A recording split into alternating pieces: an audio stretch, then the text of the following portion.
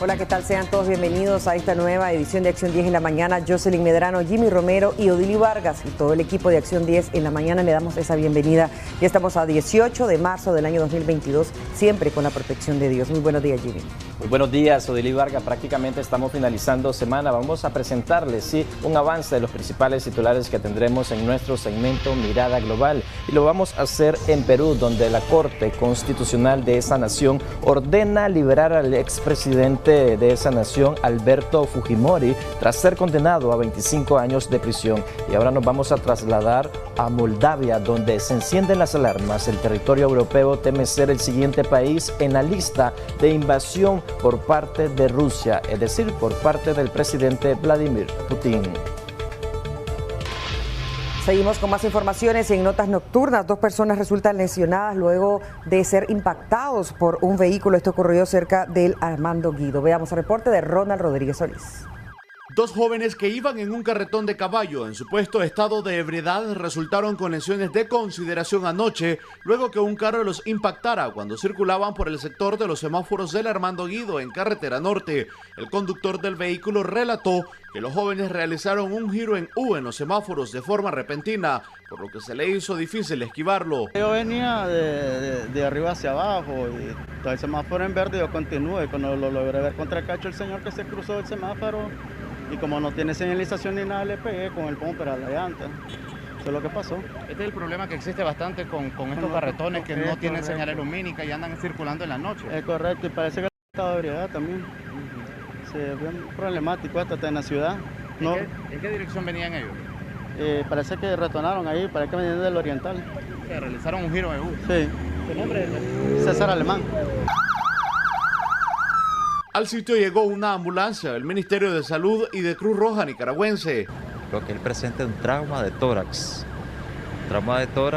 más trauma dorsal.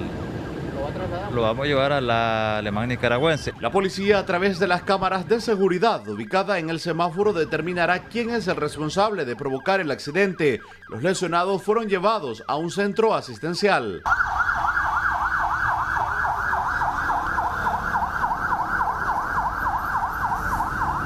Con imágenes de José Ángel Díaz, en Acción 10, Ronald Rodríguez Solís. Y en temas legislativos, con 74 votos a favor, diputados en la Asamblea Nacional cancelaron 25 ONGs, creando así más incertidumbre y desempleo en el país.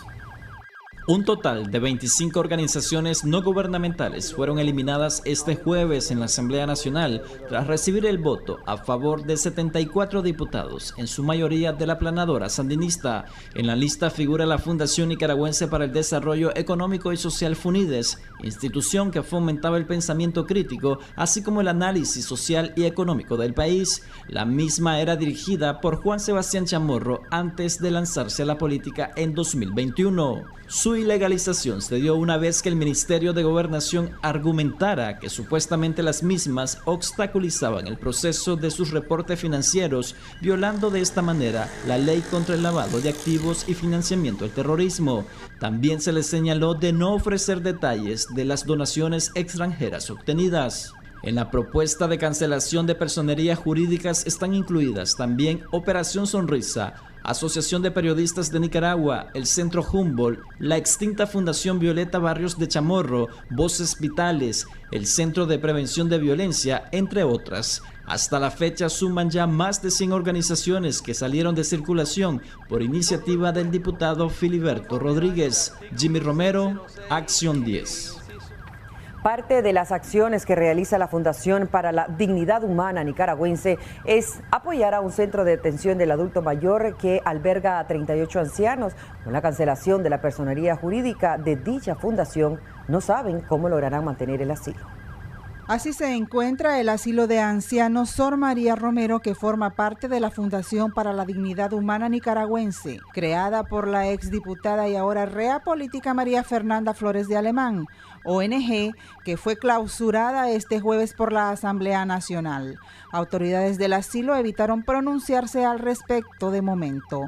Fuera de cámara manifestaron que aún no han sido notificados, por ende no han desalojado las instalaciones, puesto que en ellas se albergan 38 ancianos. Este miércoles la Asamblea Nacional introdujo la iniciativa de cancelación de 25 organizaciones no gubernamentales tras la solicitud del Ministerio de Gobernación por el supuesto incumplimiento a obligaciones con el Estado. En Acción 10, Geraldine Domínguez. Y siempre relacionado a este tema, representantes de 2 organizaciones de las 25 que fueron canceladas sus personerías jurídicas se encontraban el día de ayer reunidos de carácter de urgencia. Los detalles con José Abraham Sánchez.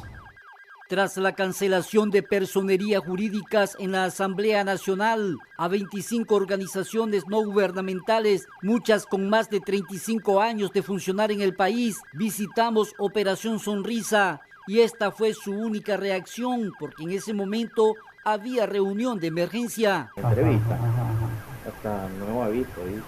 Oiga, no sé si vamos a grabar a correo. Sí, pero de comunicación no va a tener ni la amabilidad de salirnos a decir eso mismo. O sea, delegaron en usted y está mal, pues. No, yo lo conozco bien. Sí, y los admiro, pues, su labor de trabajo también.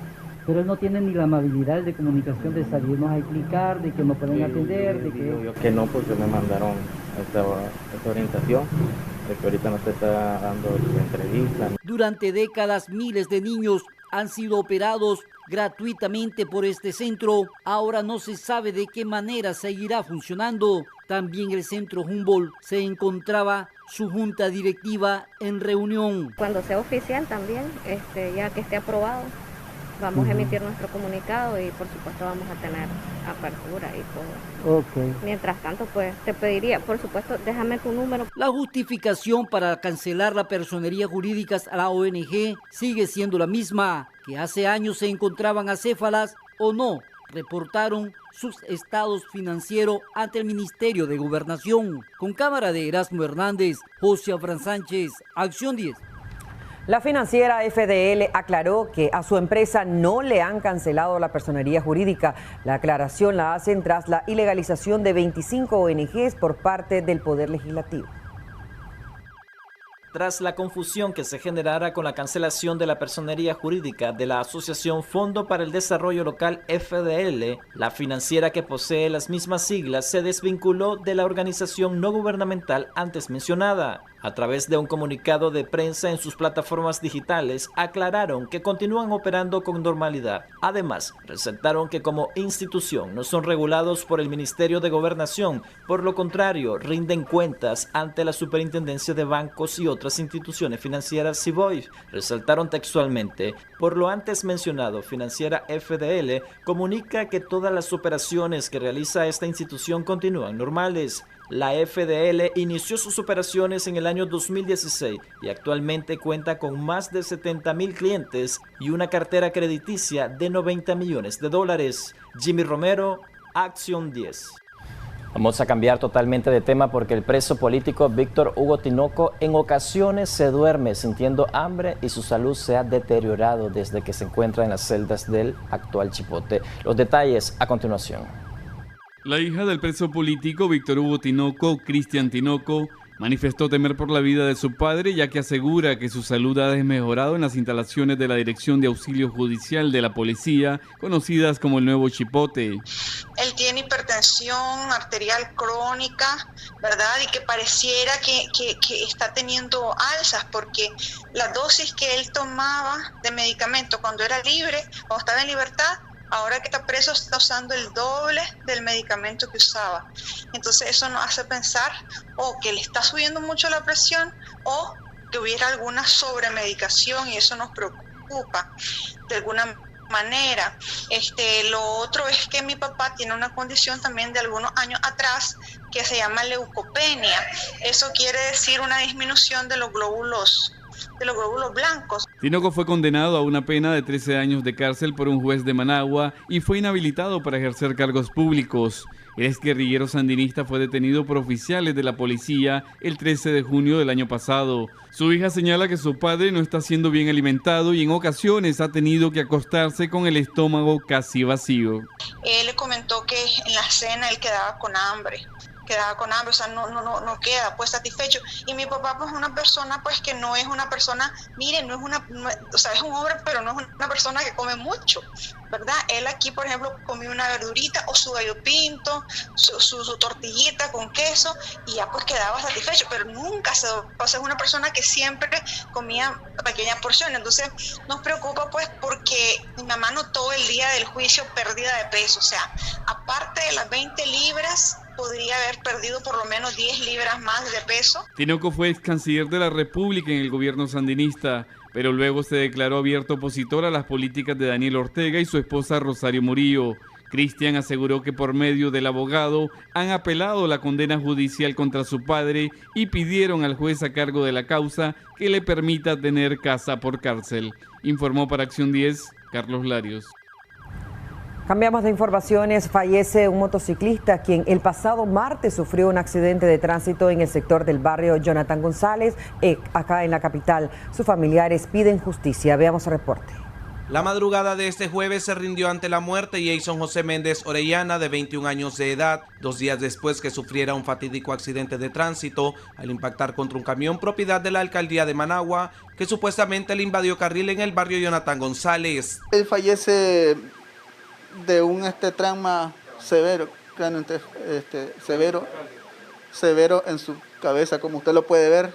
Aquí la alcaldía, aquí no se ha presentado nadie, de por lo menos decir, lo sentimos, por la incidencia que tuviste con tu hijo, de venir alguien a decir, si él es culpable, disculpe, sentimos su dolor, pero aquí el dolor lo siente uno cuando suceden las desgracias que ellos mismos provocan. El conductor de nombre Douglas Torres se encuentra detenido en una estación policial. La familia del occiso demanda justicia o bien llegar a un acuerdo económico por todos los gastos que ha generado el lamentable hecho. Y yo lo que pido es justicia. Es justicia porque mire mi criatura. Con esos más así son. Ahorita casualmente ando dando la vuelta para la caja, igual se lo metió otro allí por el oriental, se salió de pronto un camión lleno de basura. O sea que esto no es coincidencia, no es error de ellos, sino que ya es como costumbre, esa animalada de ellos, para que llegue tal vez, que llegue a una, eso lo vamos a ver allá. ¿Cuánto es lo que usted estaría dispuesto a aceptar? En dado caso que se le ofrezca dinero para compensar todos los gastos. No, es que no sé, sería ver eso, porque no le podría decir cantidad porque son cuantiosas. Si usted mira ataúd, gasto, movimiento, la moto, su moto está desbaratada, su moto está destruida totalmente. No tengo cabeza ahorita para decirle yo quiero esto, sino que allá en las autoridades pues vamos a decidir, platicar con mi esposa y a ver qué se resuelve. Méndez Orellana será recordado como un joven sin vicios y querido por quienes lo conocían. Días atrás había formalizado su relación. El día del accidente se dirigía a retirar su pago a su centro de labores. Ese jueves se realiza su vela en el barrio Grenada y el viernes será sepultado en el cementerio de la comarca El Edén del municipio de Ticuantepe. Para Acción 10, Kevin Arrieta. Y un señor de 64 años de edad murió de manera trágica este jueves luego que las llantas de un bus de la ruta Somoto-Managua le pasara encima. Este hecho ocurrió en la terminal de la Cotrán del mercado Mayoreo. Pero es Kevin Arrieta quien nos continúa informando. En las cercanías de la terminal de buses interurbano del mercado El Mayoreo, un anciano identificado como Eddie Blandino, de 65 años de edad, murió luego de que se tropezara con una piedra y quedara bajo las llantas de un bus que conduce la ruta Managua-Somoto. Según los comerciantes de este centro de compras, la víctima mortal era bebedor consuetudinario.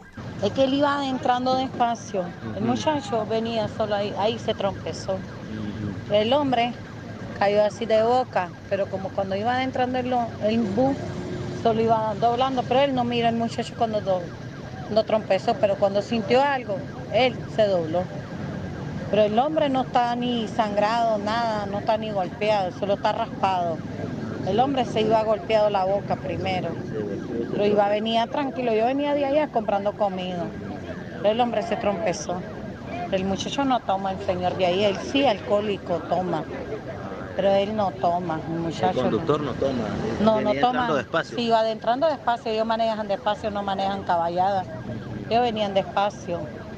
No, si lo fuera manejado rápido, él lo fuera golpeado de viaje, lo fuera sacado todo, pero él venía despacio. El conductor, identificado como Alfonso Osorio Betanco, fue retenido por las autoridades policiales mientras se realizan las investigaciones. Al lugar se hicieron presentes médicos forenses para retirar el cuerpo y determinar las causas del fallecimiento. Con imágenes de Ronald Reyes para Acción 10, Kevin Arrieta. Una ciudadana cae de la tina de una camioneta en movimiento que se dirigía a entregar alimentos a familias sandinistas del barrio Grenada. Veamos el siguiente reporte. La mañana de este jueves fue trasladada al hospital Manolo Morales con lesiones en todo su cuerpo. Una ciudadana que cayó de la tina de esta camioneta cargada de productos alimenticios que iban a ser entregados a familias simpatizantes del gobierno en el sector 17 del barrio Grenada en Managua. Al dar la vuelta por aquí, ella cayó. Dan provisión al sector 17, dan provisión a los ancianos. Un trauma en la parte occipital. No. Posiblemente. Manolo Morales. La lesionada era la única mujer que iba en la tina del vehículo, mientras que en el interior viajaban al menos 5 hombres. Yo no sé cómo es posible que los hombres no le dieran lugar a la muchacha que fuera allá adelante. No que los hombres adelante y ella, la pobre muchacha con la poco de saco atrás, como no le dio fuerza ni de agarrarse de ninguna parte. Así es que eso es el problema. Sí. En vez de ir atrás, los hombres están ahí. Ahora están lamentándose, no se sabe lo que irá a pasar con ella. Yo me puse a orar y le pedí misericordia a Dios por ella, ¿verdad? Dios quiere que no se muera la muchacha. Sí, hubiera empezado a montar unos 10 hombres atrás, pero no de la muchacha. Más que se mira bien frágil, bien débil ella, bien... No, hombre, eso no es así. Aquí no, a veces, con perdón de ustedes que son hombres, aquí no hay consideración para la mujer. ¿Qué más de la mujer ni qué nada? Ni a la madre respetan ahora. Minutos después, la Policía Nacional retuvo a 2 cuadras al conductor de la camioneta. Se desconoce si el implicado fue multado por el exceso de carga o si se hará responsable de los gastos médicos. Con imágenes de Ronald Reyes para Acción 10, Kevin Arrieta. Y en León, familiares de una menor de edad piden justicia luego que la niña de 7 años presentara secuelas y expresara que fue abusada sexualmente por su padre biológico. Y es que este hecho ha creado consternación entre sus habitantes. Una joven madre que habita en un barrio de León llora desconsoladamente luego que su hija de 7 años fuera abusada sexualmente, supuestamente por su padre biológico. La abuela me mandó a llamar un 22 de diciembre, yo accedí a ir pues, ellos me dijeron que me iban a ayudar con la niña. El hecho fue esta semana que yo la fui a traer porque la niña la tenía enferma de los riñones. Yo la llegué a traer el viernes, yo le estaba haciendo una sopita a la niña, como a las 2:30. Ella me dijo, mamá, me dice, ajá, amor, me duele la nalguita, me dice, ajá. Bueno, yo vine, la revisé, y donde miré yo que la niña tenía manchado su bloomer. La menor tuvo que ser hospitalizada debido a las secuelas ocasionadas por la indignante acción que tiene consternada a toda su familia. Yo pido justicia, que no quede esto así. Él se llama Cristóbal Ramón Prado Parrales, vive en el Walter Ferretti, Tangará. Yo también pido que la mamá que le toque el corazón y que lo entregue, porque eso es lo que le hizo a mi hija, no tiene perdón de Dios. Asimismo, los familiares solicitan a las autoridades que agilicen las acciones correspondientes ante esta aberrante situación. Con todo el corazón le pido al comisionado Fidel Domingo, con caridad se lo ruego, que nos ayude, por favor, a movilizar el caso. En Acción 10, Daniel López. Más de 7 familias del barrio Altagracia están siendo afectados por la emanación de aguas residuales y también siguen con el temor de que se proliferen enfermedades y afecte a los más vulnerables. Jimmy Romero con el reporte. Varias familias del sector sur del barrio Altagracia demandaron con urgencia a funcionarios de la empresa de acueductos y alcantarillados Enacal reparar el sistema de alcantarillado pluvial, ya que este genera corrientes de aguas que emanan un mal olor. Así como ellos vienen a cobrar y no masito el recibo de agua, pues que vengan a estaquear esto porque nosotros pagamos. ¿Cuántas personas viven en su casa? En la casa vivimos 5. El último camioncito que vino, que ya se estaban vistiendo cuando lo llamaron de emergencia. Entonces ellos se vinieron inmediatamente a la emergencia, pero no resolvieron nada. ¿Qué dijeron? Que iban a venir hoy, que a las 6 de la mañana estaban aquí. Ya van a ser las 11 y no han venido. Hemos estado llamando. El temor de los habitantes es que los más pequeños y personas de la tercera edad empiecen a verse afectados por enfermedades infecciosas debido a que las aguas han llegado a lo interno de las casas. El problema es que aquí en la esquina donde estamos nosotros, los otros vecinos están peor que yo, porque a ellos se les inunda todo, pero yo veo que es una responsabilidad de Enacal porque de que están apoyando y que hay niños y es peligroso una epidemia por los niños. Este problema está ocurriendo cerca de un colegio donde se movilizan semanalmente niños y adolescentes. Jimmy Romero, Acción 10. Hacemos una breve pausa comercial y ya regresamos. Continuamos con Acción 10 en la mañana. Estamos de regreso con más información en Acción 10 en la mañana. Y el migrante nicaragüense que cargó sobre el hombro a su pequeña hija para atravesar precisamente el río Bravo y lograr su objetivo, que era llegar al suelo estadounidense, relató a Acción 10 todas las emociones que vivió en dicha travesía migratoria. Carlos Larios conversó con él y nos presenta la siguiente entrevista. La travesía migratoria de Víctor Antonio Torres Saldaña, de 49 años de edad, y de su pequeña hija de 8, lleva buen rumbo, ya que escaparon de morir arrastrados por las fuertes corrientes del río Bravo. Ahora ambos están sanos, salvos y contentos junto a sus familiares en el estado de Miami, en Estados Unidos, donde tendrán una nueva oportunidad para dejar atrás la incertidumbre que causa la pobreza, el desempleo y la crisis política de Nicaragua. El gobierno de Nicaragua, cada vez que uno sale de su país, lo mira como un traidor a uno, y la verdad es de que uno no es que sea traidor, sino que toda esa situación política y económica es, como te repito, es lo que uno lo impulsa a hacer esas travesías, esas cosas de emigrar para una vida mejor. Torres Saldaña cobró notoriedad cuando en redes sociales circuló un video que refleja el momento en que, armado de valor y esperanza, decidió cruzar el río Bravo cargando en los hombros a su hija. Asegura que desea darle un buen futuro a su pequeña y que el miedo inundó su cuerpo cuando iba camino hacia el territorio norteamericano. Yo me quedé pensativo, algo nervioso, porque el río pues no es tan hondo, pero sí corre. Y todo río tiene su voucher de que baja más hondo, más seco, más hondo, más seco. Entonces el peligro es que se te suelte el niño y se te ahogue. En mi caso no, porque yo me preparé, porque le puse un chaleco salvavidas. Por si ella se ve el río, me la arrebataba, por lo menos ella quedaba encima del agua, yo la podía ver y como yo sé nadar, pues seguirla y rescatarla, pero gracias a Dios pues eso no sucedió. Migrantes de diferentes nacionalidades no han tenido la suerte que tuvo Torres, ya que han perdido la vida en su intento por alcanzar el mal llamado sueño americano. Víctor tiene 4 hijos. En Nicaragua laboraba como electricista, pero cuenta que el trabajo era escaso. Vivía en un barrio de la capital y ahora asegura que trabajará incansablemente para lograr darle una vida digna a su familia. Informó para Acción 10, Carlos Larios. En un breve encuentro entre el presidente Ortega y el presidente del Banco Centroamericano de Integración Económica, Ortega recalcó que pese a las dificultades en el mundo, la economía de Nicaragua está en continuo crecimiento. La tarde de este jueves, el presidente Daniel Ortega, la vicepresidenta Rosario Murillo, el presidente del BCE, Dante Mossi, y funcionarios de su gabinete realizaron un recorrido en el nuevo edificio del organismo financiero. Durante su intervención, Ortega subrayó la importancia del financiamiento del banco para la compra de vacunas durante la pandemia del COVID-19. Este es un banco para la vida, para la paz.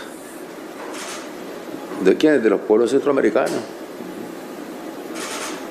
que tenemos entre nuestras prioridades el combate a la extrema pobreza y a la pobreza. Ya bien sabemos que para combatir la extrema pobreza y la pobreza, pues fundamental la salud, fundamental la educación. Y realmente, pues, para nosotros es un honor, ¿verdad?, abrir esta oficina aquí en Nicaragua. Gracias. Es la oficina más moderna que tenemos, así que es un orgullo para nosotros, pues, estrenar esta oficina. Eso. Ortega aseguró que el dinero que se recibe se invierte a beneficio del pueblo, pese a los obstáculos y sin importar la ideología política.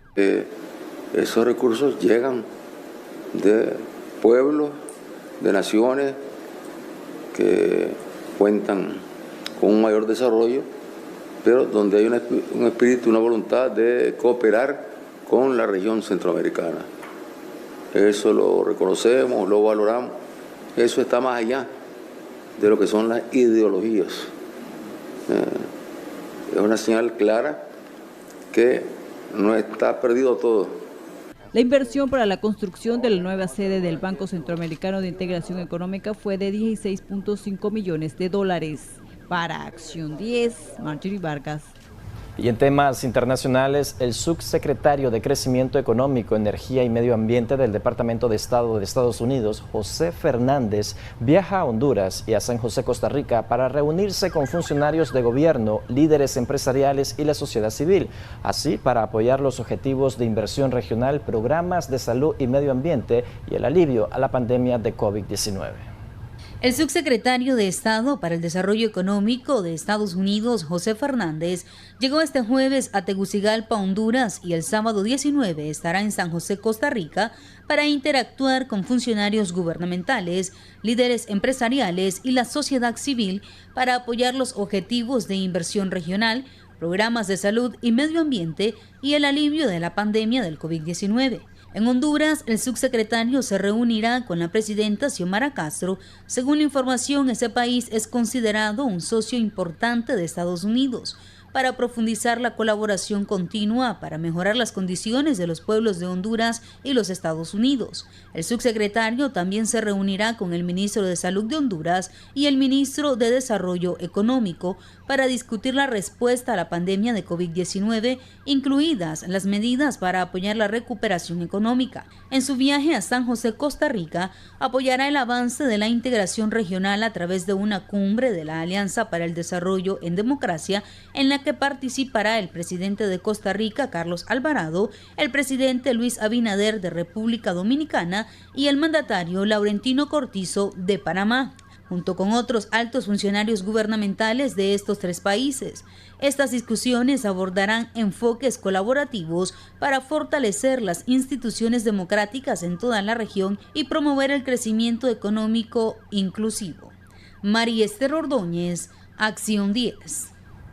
El presidente estadounidense Joe Biden volvió a atacar al presidente ruso un día después de tachar a Putin de criminal de guerra por las tácticas de Rusia en su invasión contra Ucrania, algo que a su vez el Kremlin consideró inaceptable e imperdonable. Veamos. El presidente de Estados Unidos, Joe Biden, elevó el tono contra su homólogo ruso, Vladimir Putin, a quien llamó este jueves como un dictador asesino que ha autorizado ataques inhumanos contra Ucrania. Las declaraciones del mandatario estadounidense se dieron durante un almuerzo con el Congreso con motivo del Día de San Patricio, patrón de Irlanda. Now you have Ireland and Great Britain and the Republic standing together against a murderous dictator, a pure thug who is waging an immoral war against the people of Ukraine. Por su parte, el fiscal jefe de la Corte Penal Internacional, Karim Khan, subrayó que los ataques contra la población civil en Ucrania son un crimen que su oficina podría investigar, mientras el jefe de la diplomacia de Estados Unidos, Anthony Blinken, estimó este día que los ataques de Rusia contra civiles en Ucrania constituyen crímenes de guerra. Después de toda la destrucción de las últimas semanas, me resulta difícil concluir que los rusos están haciendo lo contrario, dijo Biden durante una conferencia de prensa en la que aclaró que el proceso legal para una acusación formal aún estaba en curso. Este jueves se ha informado que las Naciones Unidas están pidiendo una investigación de de las bajas civiles en Ucrania y la destrucción de cientos de edificios residenciales, escuelas, hospitales y otra infraestructura civil. Cada vez más aislada, Rusia desistió de someter a votación el viernes una resolución humanitaria sobre Ucrania en el Consejo de Seguridad de Naciones Unidas, al carecer del apoyo de sus aliados más cercanos. Así lo anunciaron a la AFP varios diplomáticos que pidieron el anonimato. Afirmaron que recurrieron al copatrocinio para su texto sobre el aspecto humanitario y no ha habido retorno, dejando entrever que ni China ni India apoyan la polémica iniciativa rusa y no habrían votado a favor. María Esther Ordóñez, Acción 10. Y siempre hablando en temas internacionales, el ex gobernador de California, hablamos de Arnold Schwarzenegger, suplicó a Vladimir Putin, el presidente de Rusia, que detenga esta guerra entre su nación y Ucrania. El actor y ex gobernador de California, Arnold Schwarzenegger, publicó un video este jueves en el que pide al presidente de Rusia, Vladimir Putin, que detenga esta guerra entre el Kremlin y Ucrania. En el video, que tiene una duración de 9 minutos, publicado en su cuenta de Twitter, se dirigió directamente al pueblo de Rusia y a los que luchan en Ucrania. I know that your government has told you that this is a war to denazify Ukraine. Denazify Ukraine. This is not true. Ukraine is a country with a Jewish president, I might add, whose father's 3 brothers were all murdered by the Nazis. You see, Ukraine did not start this war. Neither did nationalists or Nazis. Those in power in the Kremlin started this war. This is not the Russian people's war. No. As a matter of fact, let me tell you, what you should know is that 141 nations at the UN voted that Russia was the aggressor and called for it to remove its troops immediately. Only 4 countries in the entire world voted with Russia. That is a fact. See, the world has turned against Russia because of its actions in Ukraine. Whole city blocks have been flattened by Russian artillery and bombs, including a children's hospital and a maternity hospital. El ex gobernador de 74 años de edad compartió su opinión sobre el conflicto y la necesidad de detenerlo, incluyendo un mensaje al final del clip dirigido directamente a Putin para que la guerra termine. I regret to tell you that thousands of Russian soldiers that have been killed. They have been caught between Ukrainians fighting for their homeland and the Russian leadership fighting for conquest. And to President Putin I say, you started this war. You are leading this war. You can stop this war. Now, let me close with a message to all of the Russians who have been protesting on the streets against the invasion of Ukraine. The world has seen your bravery. We know that you have suffered the consequences of your courage. You have been arrested, you have been jailed, and you have been beaten. You are my new heroes. El mensaje del actor fue compartido también por el secretario de Estado de Estados Unidos, Anthony Blinken, quien en su cuenta en Twitter escribió: no solo estamos presenciando un ataque brutal y violento dirigido por el Kremlin contra el pueblo ucraniano, estamos presenciando una guerra de la verdad contra la tiranía. Como Schwarzenegger explica, no culpamos al pueblo de Rusia y necesitamos que sepas lo que tu gobierno te está ocultando. María Esther Ordóñez, Acción 10. De esta manera hacemos otra pausa comercial para ver anuncios de interés al regreso. Sin más información en Acción 10 en la mañana. Acción 10 en la mañana. Seguimos con más en Acción 10 en la mañana. En Rusia, periodistas de diferentes medios de comunicación han renunciado como medida de protesta por la guerra. Este jueves, medios internacionales informan que desde que el presidente ruso Vladimir Putin inició la invasión a Ucrania, se ha registrado una ola de renuncia de periodistas en los principales medios estatales rusos. El caso de Marina Oksyanikova, la periodista que irrumpió en el noticiero central ruso para protestar contra la invasión, sacó a la luz algo que se venía produciendo de forma casi silenciosa. Algunos han optado por presentar su renuncia por su oposición a la incursión armada en suelo ucraniano y otros por temor a ser incluidos en las contundentes sanciones aplicadas por Occidente.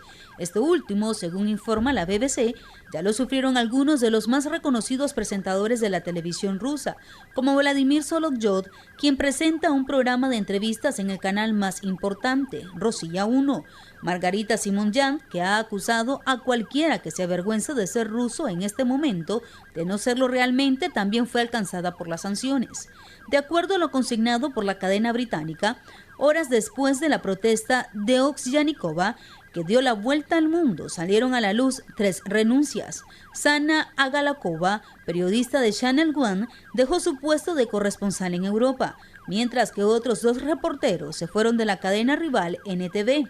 Lilia Gildeyeva trabajaba para el canal como presentadora desde 2006 y Vadim Gusker llevaba casi 30 años en NTV. También trascendió que se habría producido una renuncia masiva en el grupo de televisión estatal VGTRK. Una de las renuncias que más ruido provocó fue la de María Baronova, periodista de la estatal RT.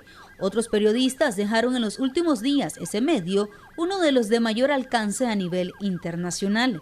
La Unión Europea anunció la prohibición de todos los medios de comunicación de RT, así como de Sputnik. También alineado al Kremlin, afirmaron que la decisión era tomada por su campaña de desinformación, manipulación de la información y distorsión de los hechos. María Esther Ordóñez, Acción 10. Y siempre hablando de temas internacionales, el Reino Unido afirma que hay pruebas muy sólidas relacionadas a que Rusia ha cometido crímenes de guerra en Ucrania desde finales de febrero de este año 2022, inicio de su invasión. En las últimas horas se ha reportado la muerte de más de 70 personas en Chernihiv, al norte de Kiev. Las autoridades ucranianas han informado que los ataques rusos siguen golpeando ciudades y poblados de gran parte de ese país. En Mariupol, las autoridades tratan de determinar qué había sido de cientos de civiles que se refugiaban en un teatro destruido por un ataque ruso. Según las agencias de inteligencia de Estados Unidos, se estima que más de 7.000 soldados rusos han muerto durante las semanas que han transcurrido de la invasión en Ucrania, una cifra que supera a los militares estadounidenses que perdieron la vida en las guerras de Irak y Afganistán, según reporta The New York Times. Российские срочники, послушайте меня особенно внимательно. Российские офицеры, вы-то все уже поняли. У Украины вы ничего не заберете. Вы будете забирать жизни. Вас очень много. Но и вашу тоже заберут. Но ради чего вам погибать? И зачем? Я знаю, что вы хотите выжить. Las bajas tendrán implicaciones negativas para la efectividad de las tropas rusas, incluidas aquellas que combaten con tanques, explicaron funcionarios estadounidenses a este diario. Por su parte, el ministro de Defensa de Ucrania, Alexei Reznikov, habló sobre el tema de las negociaciones de paz con el Kremlin. El funcionario dijo que los abogados estaban involucrados en la redacción de documentos conjuntos, pero que cualquier avance dependería de que Rusia aceptara un alto el fuego total. Además, se aborda el tema de corredores humanitarios, la provisión de evacuación de la población civil con agua, con alimentos y tal vez más tarde podamos firmar este acuerdo de paz, dijo a los eurodiputados en el Comité de Asuntos Exteriores, el Subcomité de Seguridad y Defensa. María Esther Ordóñez, Acción 10. La empresa Casa del Pan cierra operaciones en Nicaragua, reservándose el derecho del porqué. Veamos el reporte. La Casa del Pan anunció la culminación de sus operaciones en Nicaragua sin explicar las razones de su cierre. En un comunicado a través de sus redes sociales, lamentan tener que despedirse de Nicaragua. En el documento agradecen a todos sus clientes por haberlos acompañado incondicionalmente mientras estuvieron abiertos. Tratamos de conocer los motivos de la salida del mercado de la empresa antes mencionada. Sin embargo, el personal informó que no se encontraban los propietarios. Supimos extraoficialmente que la pastelería seguirá atendiendo hasta la próxima semana. La Casa del Pan es una empresa que abrió sus puertas en Honduras durante el año de 1998 y posteriormente incursionó en el mercado nicaragüense. Con la crisis de 2018 y la pandemia de COVID-19 en 2020, varios empresarios tomaron la decisión de cerrar sus negocios. No obstante, otros han retomado el mercado paulatinamente. Jimmy Romero, Acción 10. Y en otros temas, muere un hombre al colapsar una tarima que era utilizada para la presentación de un grupo musical. Este hecho ocurrió en Terrabona, departamento de Matagalpa. Como Juan Antonio Martínez Herrera, de 44 años de edad, fue identificada la víctima que pereció la noche de este miércoles a causa de los golpes que recibió cuando colapsó una tarima donde se presentaría un grupo musical en el municipio de Terrabona, en Matagalpa, en ocasión de las fiestas patronales.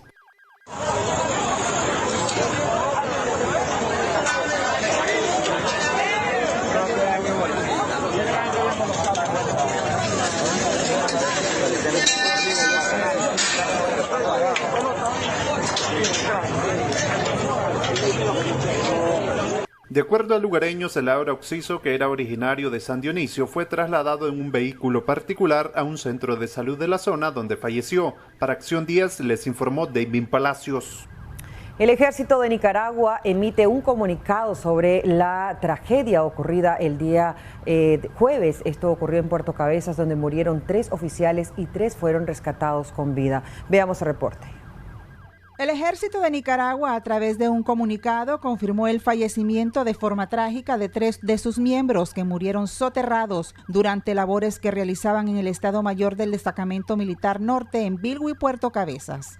El comunicado detalla que 14 efectivos militares, al momento de realizar desactivación de municiones, se produjo un colapso de tierra de la fosa en la que se encontraban, quedando atrapados por el alud de tierra 6 militares. Los fallecidos fueron identificados como Teniente Erling Concepción Hernández Hurtado, Sargento Segundo Antonio Guadalupe Arias Quirós y el soldado de primera Wilmar Noel López Landero, mientras que los rescatados con vida corresponde a los nombres de el Teniente Primero Uriel Clos Martínez, soldado Roberto Wilmer Medina y el soldado Tony Pérez Tequeira. La institución castrense expresó su más sentido pésame con los familiares de las víctimas.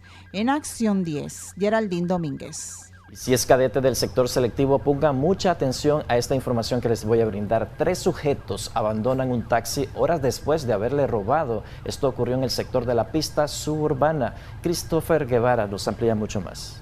Doña Lidia Palacio se levantó sorprendida a eso de las 3 de la mañana de este jueves al escuchar que le fueron a dejar al portón de su casa en el barrio La Reinaga ese vehículo taxi que había sido reportado como robado horas antes por 3 sujetos en la pista suburbana en Managua. Lo vinieron a dejar ahí nomás, pero lo reportamos nosotros como que estaba vehículo abandonado, no sé. Unos creen que parece que esos que se lo robaron vivían cerca por aquí, porque lo vinieron a dejar aquí, no sé. Nunca habían, pues, hace como 7 años fue un vehículo que estaba ahí, una camioneta, pero esa sí la dejaron sin llanta, la dejaron embancada ahí, pero hasta ahorita otra vez eso, ya van 2 vehículos. Nos quedamos asustados. El cadete del taxi, identificado como Rodolfo Aguirre, explicó que fue asaltado a las 10 de la noche de ese miércoles por 2 hombres y una mujer, quienes lo golpearon y lo despojaron de 1.200 córdobas, dinero que ocuparía para pagar el turno. Yo vengo buscando para arriba al lado de mi casa ya. Cuando vengo por la mansión de Luis Somoza allí, en los semáforos están 3, una mujer y 2 varones con una cerveza cada uno. Ellos me hacen parada y me dicen que van al tanque rojo del reparto. ¿Cuánto lo lleva? 150, le digo. Muy caro ese. 130, va pues. Pero cuando ya vamos, buscando la rotonda de Cristo Rey, en los semáforos, ahí yo siento que alguien, el de acá atrás me dice, no te muevas, y me pone un gran cuchillo en la mano. ¿Sí? Ya, caminar, jalá. Pero cuando vamos más adelante, le dice el otro, no apiemos este hijo de puta de aquí, yo voy a manejar. El que iba adelante conmigo, que voy a montar. Me apean y me vuelan en el piso del carro, a ver abajo, me ponen los pies y me volaron. Que me hicieron mierda, pues todo eso, ¿no? Aquí para un vergazo, yo estoy aquí. Y después ellos, cuando él ya comienza a manejar él, me fueron a dejar botado en los ladinos al fondo de viaje. De la rotonda de universitaria para abajo. Correcto. Hay unos semáforos que hay allí. Entonces allí va para los ladinos para adentro. Ahí se metieron ellos y me fueron a dejar botado allí, al fondo de viaje. y se robaron unas cosas del carro, ahí pues, de radio, de la pantalla, y que no están ahí. Hay la llave, que se van, todo. A eso de las 7 de la mañana, miembros del Instituto de Criminalística y Ciencias Forenses de la Policía Nacional se hicieron presentes al sitio para realizar las investigaciones. Con imágenes de Ronald Reyes para Acción 10, Kevin Arrieta.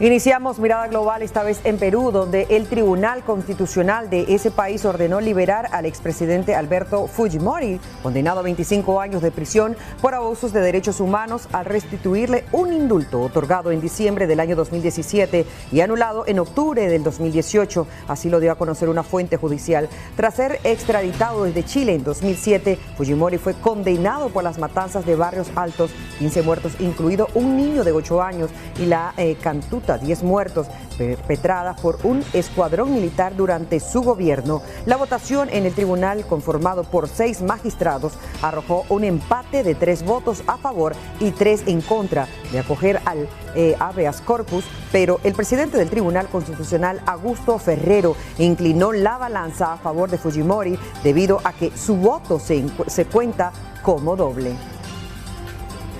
Y Moldavia enciende las alarmas luego que Rusia invadiera a Ucrania. Situada a las puertas de Ucrania, Moldavia, al igual que otros estados vecinos, acoge a los ucranianos que huyen de los bombardeos rusos. Pero este país también vive con el temor de ser la próxima nación en la lista de Vladimir Putin. Si desaparecemos, Letonia, Lituania y Estonia serán los siguientes. Luego Moldavia, Georgia, Polonia y los rusos llegarán hasta el muro de Berlín, advirtió el presidente ucraniano Volodymyr Zelensky hace unos días. El temor al avance de Rusia está creciendo especialmente en Moldavia, en este pequeño país de 2.8 millones de habitantes situado entre Rumania y Ucrania. El ejército ruso está presente desde hace más de 30 años. Muchos moldavos tienen recuerdos de amigos que murieron y el miedo a la guerra siguiente muy presente en las mentes debido al conflicto que vivieron en el año de 1992. Y la UNESCO, la Organización de las Naciones Unidas para la Educación, la Ciencia y la Cultura, proporcionará un primer lote de 125 cascos y chalecos antibalas con la etiqueta prensa, como parte de las medidas de emergencia para proteger a los periodistas que cubren el conflicto en Ucrania. Así lo anunció la Organización de las Naciones Unidas. Desde el comienzo de la guerra en Ucrania, 5 periodistas, 3 ucranianos, un franco-irlandés y un estadounidense han muerto. Miles de periodistas trabajan sobre el terreno en Ucrania, a menudo sin equipo de protección o la formación necesarios. Esto es especialmente cierto en el caso de los periodistas ucranianos que antes se dedicaban a temas locales y que son lanzados como corresponsales de guerra sin estar preparados para los riesgos que corren. Así señaló la UNESCO en un comunicado. Además, la organización también pondrá en marcha cursos prácticos en línea sobre entornos hostiles y traumas psicológicos junto a otras organizaciones. Ahora vamos a finalizar este segmento en Estados Unidos hablándoles sobre la pandemia y las acciones para erradicar precisamente este virus. La farmacéutica Moderna pidió a la Administración de Alimentos y Medicamentos de Estados Unidos que autorice una 4ª dosis de su vacuna contra el COVID-19 como refuerzo para todos los adultos. La petición es más amplia, la de su rival Pfizer, que a principios de esta semana solicitó al organismo regulador la aprobación de una dosis de refuerzo para todos los adultos mayores. La empresa dijo en un comunicado de prensa que su solicitud de aprobación para todos los adultos se hizo para dar flexibilidad a los Centros para el Control y la Prevención de los proveedores de servicios médicos para determinar así el uso apropiado, incluso para aquellos con mayor riesgo de contraer el COVID-19 debido a la edad o trastornos. Las autoridades estadounidenses vienen preparando el terreno para suministrar más dosis de refuerzo con el fin de apuntalar la protección que brindan las vacunas contra un cuadro grave o mortal que provoca el COVID. Así finalizamos.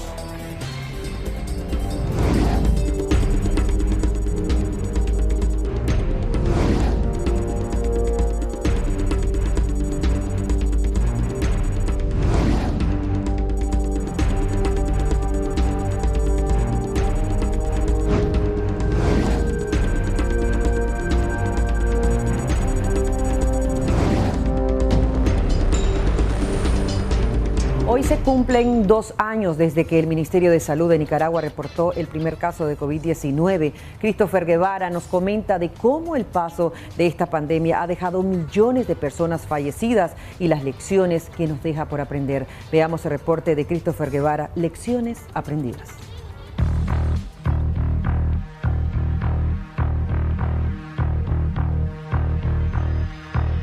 El uso obligatorio de las mascarillas es quizás la principal señal referencial de pandemia. Sin embargo, ya son varios países del mundo los que han estado eliminando esta medida de preparación ante la COVID-19, la enfermedad causada por el coronavirus que ha generado dolor e incertidumbre a nivel global.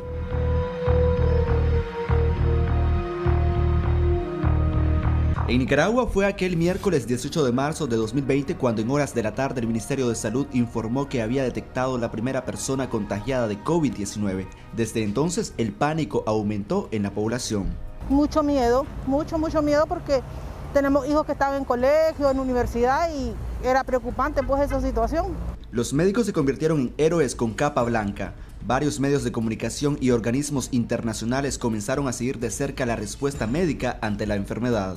En un inicio, pues, aterrorizó, ¿verdad?, a la población, mas no así al gobierno.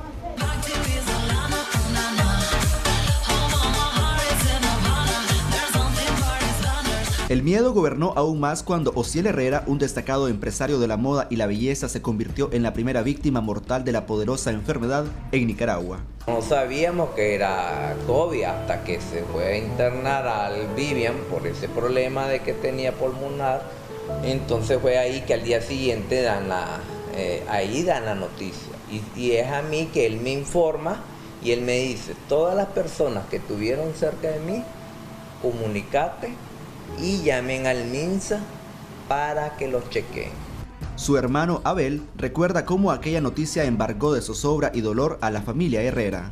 Me siento muy, más que todo, orgulloso que cuando salgo cada persona me dice, mira, yo conocí a tu hermano, si no fuera por él, volviera, y voy escuchando.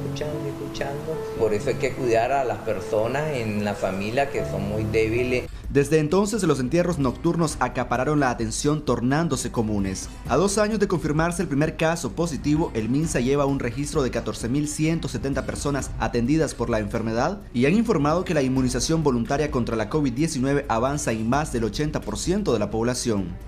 Muchas personas no acuden a las unidades hospitalarias con el cuadro clínico respiratorio.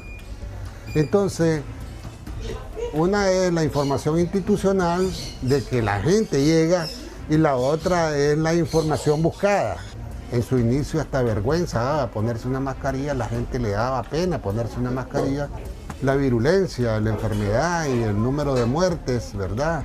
Y muchas familias que se quedaron sin sus familiares pues porque fallecieron, pues eso hizo de que la lección tenía que ser aprendida con mucha disciplina, ¿verdad? COVID-19 en el panorama mundial puso en vilo la economía y el sistema de salud. No obstante, aunque no es catalogado oficialmente como endemia, los expertos han manifestado que no deben relajarse las medidas de contención. Hasta la fecha se han categorizado a 5 variantes como preocupantes.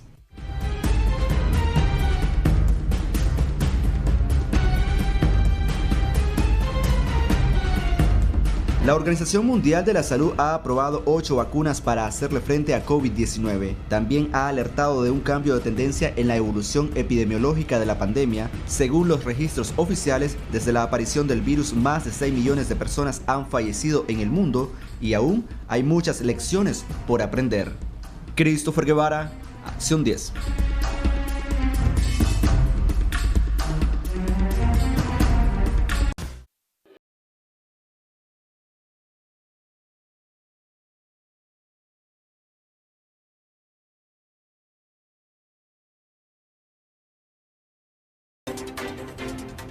Autoridades nacionales prevén una recuperación económica mayor y también están viendo que no va a haber tanta inflación y tanta evaluación del Córdoba frente al dólar. Esto sobre todo para el segundo semestre de este año 2022, ya para junio y los siguientes meses.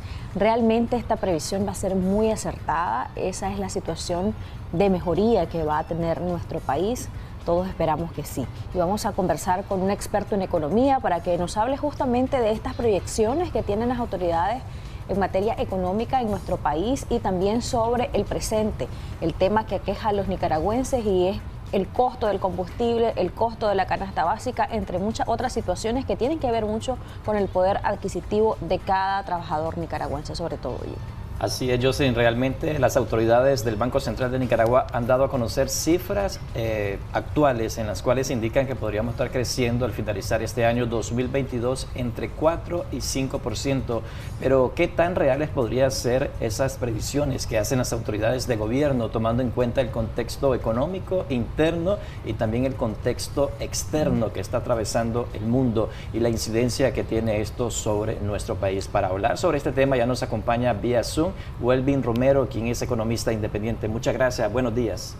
Buenos días, Welvin, un placer que nos acompañe. Bienvenido. Muy buenos días, Jocelyn, muy buenos días, Jimmy. Gracias por lo de experto, ¿verdad? Si me bajan el rango y me suben el sueldo, yo estaría feliz. Con mucho gusto. Bueno, ya usted escuchó parte de la introducción a este tema sobre las proyecciones que tienen las autoridades nicaragüenses respecto a la economía de Nicaragua. Lo que mencionábamos está también incluido en lo que mencionábamos, que supuestamente va a haber un freno al espiral alcista en algunos productos. ¿Esto realmente es así? Bueno, mira, si uno se atiene a los datos que está publicando INIDE sobre la inflación, habría que tener dudas sobre la posibilidad de que la inflación se detenga. Nosotros cerramos el 2021 con 7.21 de inflación, que es una inflación alta.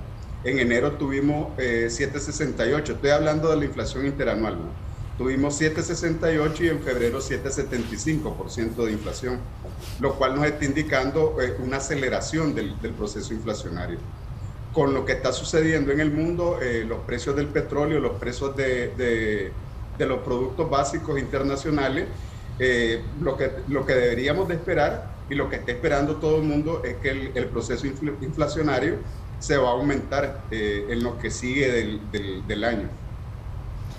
Las autoridades de gobierno mencionaban de que también se ha recuperado empleos en nuestro país luego de la recesión económica que hemos venido enfrentando desde el 2018, luego por la pandemia de COVID-19, en las cuales muchas empresas despidieron personal para acomodarse, incluso otras suspendieron sus operaciones y paulatinamente han venido retomándolas. ¿Esto va a ocurrir este año 2022? ¿Va a haber mayor tasa de empleo o está pasando lo contrario con el contexto actual que vive el mundo? Sí, en el caso de la economía real, ¿no? Por decirle de algún modo a la parte productiva, el país no está teniendo problemas. Incluso es probable de que superemos la previsión que había hecho el Fondo Monetario y el Banco Mundial de 3 puntos y pico de crecimiento. Es probable que tengamos más crecimiento, pero vamos a tener crecimiento con altas tasas de inflación. Eso ya ocurrió el año pasado, que tuvimos un crecimiento bastante aplaudible y tuvimos una tasa de inflación bastante alta. Esto básicamente lo que nos está diciendo es que hay que proteger a la gente que tiene menos recursos, porque esta gente va a tener problemas para poder acceder a los bienes de la canasta y además constituyen un freno para el crecimiento que se está esperando. O sea, si ellos no pueden comprar, obviamente los mercados se van a ver impelidos a reducir la producción. Históricamente, en los últimos años hemos estado compensando esta falta de capacidad de compra de los sectores populares con remesas familiares, pero obviamente eso no puede ser una política de Estado, ¿no? Exportar gente para que la gente pueda acceder a los alimentos y que tenga capacidad de compra. Welvin, hacía referencia a que el año pasado la inflación interanual se ubicó en 7.21%, con la tendencia alcista del precio del petróleo a nivel internacional y algunos bienes que están aumentando de precio, que esto incide también por los combustibles a nivel local. ¿Ese crecimiento de la inflación va a ser menor como lo proyectan las autoridades de gobierno, o prácticamente esto podría convertirse en una alza o una espiral alcista mayor que la de 2021, donde la inflación, como le decía, se ubicó en 7.21%? Sí, yo en realidad yo no he visto ningún documento del banco o de las autoridades económicas donde se indique de que va a haber una reducción de la velocidad de crecimiento de los precios, ¿no? A lo que le llamamos inflación. Y lo que nos está indicando la tendencia es que va a haber un aumento. Te decía que en enero fue 7.20 y algo y en febrero fue 7.75. Los nuevos datos que van a conocer las autoridades, don Welby. La inflación interanual mensualmente está incrementando el ritmo de crecimiento. Por consiguiente, lo que debemos de esperar es que esta tendencia se mantenga a lo largo del año. Por otro lado, todos los analistas a nivel mundial están planteando de que la inflación se va a acelerar. La FAO, por ejemplo, está planteando que los alimentos van a subir por lo menos un 25% y está recomendando una serie de medidas para tratar de mantener la soberanía la seguridad y la soberanía alimentaria, porque van a haber países que van a entrar en problemas, ojalá no seamos uno nosotros, porque los precios van a estar muy altos. Uno de los elementos que lleva este tipo de análisis es, por ejemplo, el petróleo, que ya lo mencionaba hace un momento, pero el otro es el precio de los fertilizantes. Recordemos que Rusia es el principal productor de fertilizantes nitrogenados y es el segundo o tercer productor de fertilizantes potásicos y fosforados.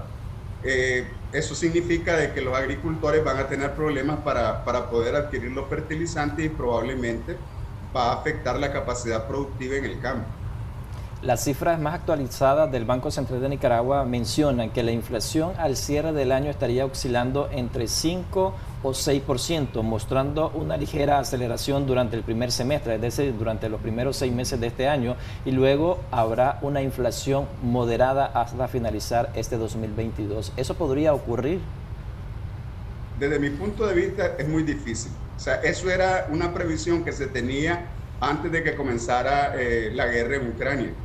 El año pasado, a finales del año pasado, todos estábamos pensando de que la inflación era transitoria, que se estaba originando por un problema de logística, es decir, las cadenas de valor tenían cuellos de botella que había provocado el COVID, pero que se estaba trabajando en solucionarla. Después de este problema en Ucrania, ya el problema se está tornando con vistas estructurales. Por ejemplo, ayer Deutsche Welle entrevistaba a un dueño de una empresa de logística que estaba logística aérea, que estaba planteando de que tienen problemas para mover carga porque los aviones rusos movían 25.000 toneladas semanales de carga y los aviones rusos ya no están operando en la Unión Europea. Por consiguiente, ellos no tienen capacidad para mover esas 20 y pico de mil de toneladas semanales que ahora son adicionales a la capacidad que ellos tienen de mover. Planteaba, por ejemplo, de que por el problema del espacio aéreo ruso, los aviones ahora tienen que hacer un giro que antes no hacían, por consiguiente gastan más combustible, por consiguiente el precio es más caro. Antes se movía carga a través del tren transiberiano, ahora ya no se puede porque está el conflicto. Entonces todo esto está provocando de que a nivel internacional los precios de los productos aumenten y eso necesariamente se va a ver reflejado en los precios internos. Hablemos, Welby, de la situación actual del mundo justamente, pero también de Nicaragua. Estamos viendo cómo ha tenido Nicaragua repercusiones económicas por factores externos, pero también por factores internos. Recientemente incrementó el costo de la tarifa del transporte para trasladarse, por ejemplo, a aquellos nicaragüenses que viajan de Pochumil a Managua y de Managua a Pochumil 10 Córdobas. Esto realmente está golpeando el bolsillo de los nicaragüenses. También está el tema del costo del pasaje. Acá en el caso de transporte selectivo, el costo de los productos básicos, entre muchos otros factores. ¿De qué manera podría subsanarse de algún modo esto para llegar a esa proyección que tienen las autoridades nicaragüenses según medios nacionales de una mejoría significativa mayor a la que ya se ha tenido para junio y el resto del año 2022? Mire, las autoridades económicas están obligadas a tratar de calmar las pasiones, ¿no?, de la población y probablemente está presentando un panorama positivo en función de que las expectativas inflacionarias de los agentes no se aumenten. Sin duda de que una población con ingresos tan bajos como la nicaragüense va a tener problemas y va a tener mucho más impacto estos movimientos de precios en cosas tan sensibles como el transporte. Recuerde que, por ejemplo, San Rafael, que es a la que usted hacía alusión, es una ciudad dormitorio. La mayoría de la gente que tiene empleo se tiene que desplazar de San Rafael hacia la localidad donde está su empleo. Muchos de ellos es en Managua. Y eso significa de que diariamente van a tener que pagar 10 córdobas más de lo que pagaban si trabajan 22 días en Managua, en Mazachapa, y pagan 10 córdobas diarias, son 220 córdobas mensuales de ida y 220 de vuelta, son 440 córdobas, cuando los salarios son de 6.000, de 5.500 córdobas, solo en transporte, y adicionales, o sea, no es el total de gastos, sino es el adicional. Por consiguiente, es un impacto muy fuerte en las economías de la población, y nosotros seguimos pensando de que lo adecuado es mantener salarios bajos. Eso probablemente va a tener un efecto mucho más negativo que lo que tendría en una situación normal. Yo estaba, por ejemplo, viendo los salarios en Centroamérica casualmente en estos días, y por ejemplo, para poner un ejemplo, en Nicaragua el salario después del ajuste que acaba de haber quedó en $132.56. En Costa Rica acaban de aumentar a partir del 1 de enero y el salario agropecuario quedó en 517, en Honduras 293, en El Salvador 243. En El Salvador el aumento fue en julio y en Honduras fue en agosto. Y en Guatemala fue a partir del 1 de enero y estamos hablando de $372. Es decir, en Guatemala ganan 3 veces la gente que trabaja en el sector agropecuario de lo que gana un trabajador en Nicaragua. De mantener esos niveles de ingresos tan bajos en una situación donde los precios a los cuales tenemos que comprar los productos estén en aumento, provoca no solamente las dificultades de las familias para acceder a los bienes que necesitan para vivir, sino que frena las posibilidades de crecimiento económico, porque lo que los vendedores van a encontrar es que no hay compradores. ¿Qué se debería de hacer? ¿Se debería entonces de revisar el salario y qué otros elementos se deben de considerar por parte de las autoridades de la administración actual, hablando en sí ya de políticas públicas orientadas a la mejoría del poder adquisitivo de los nicaragüenses, a una estabilidad económica mayor?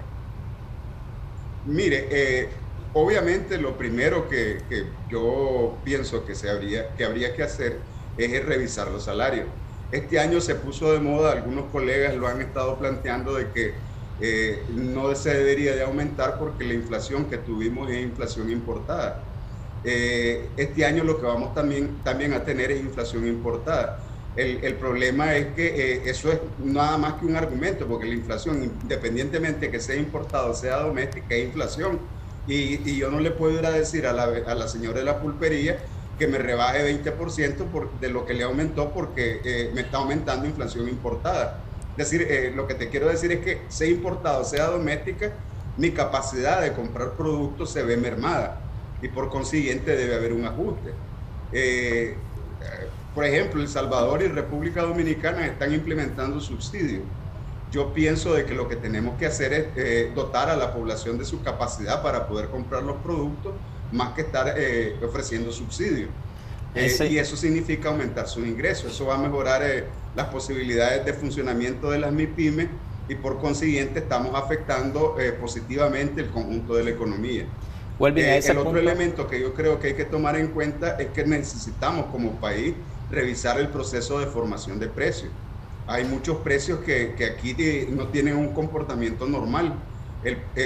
Pagamos más internamente que lo que nos paga el mundo por exportar esos mismos productos. Ese es el caso de la carne de res.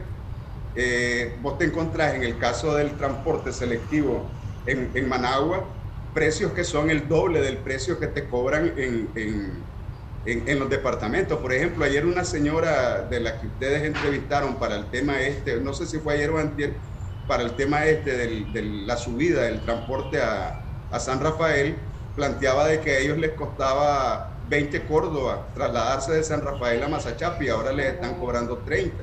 Yo me quiero desplazar del Israel a San Judas, a la Belén en San Judas, que está en la primera calle de San Judas, y me piden 50 Córdoba. O sea, no tiene ningún vínculo, no tiene ninguna relación, no hay ninguna justificación de costos ni de mercado para que tengamos esas diferencias de precio. A lo largo de este año... Hay que revisar la formación de precios. Welvin, a lo largo de este año 2022, ¿cuál sería la pérdida del poder adquisitivo que tendrían los nicaragüenses con todos estos contextos, tanto a nivel local como internacional? Vemos, como decía Jocelyn, ya ha aumentado el precio de los combustibles, ha aumentado el gas licuado, se mantiene a un costo bastante prácticamente inalcanzable para muchos. Ha aumentado el costo de la canasta básica, está superando los 17.000 córdobas, mientras el salario mínimo de un nicaragüense, un trabajador, es de 7.500. Aumentó el salario mínimo, pero no fue mucho. ¿Cómo puede hacer el gobierno para mitigar estos efectos que está presentando la población nicaragüense? Porque prácticamente ellos dicen que la carestía de la vida los está asfixiando. Pues vuelvo a lo mismo, lo primero es revisar los salarios, o sea, que la gente tenga capacidad de compra.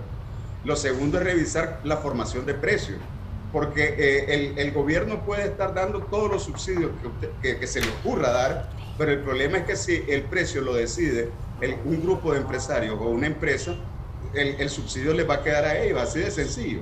O sea, si la formación de precios en el país no es consistente con el modelo de libre mercado que se impulsa, es decir, que el precio lo establezca la oferta y la demanda, vamos a tener el mismo problema, se den o no se den subsidios, porque el problema es que el subsidio, si yo tengo capacidad de mercado, si soy un monopolio, el subsidio lo voy a capturar yo.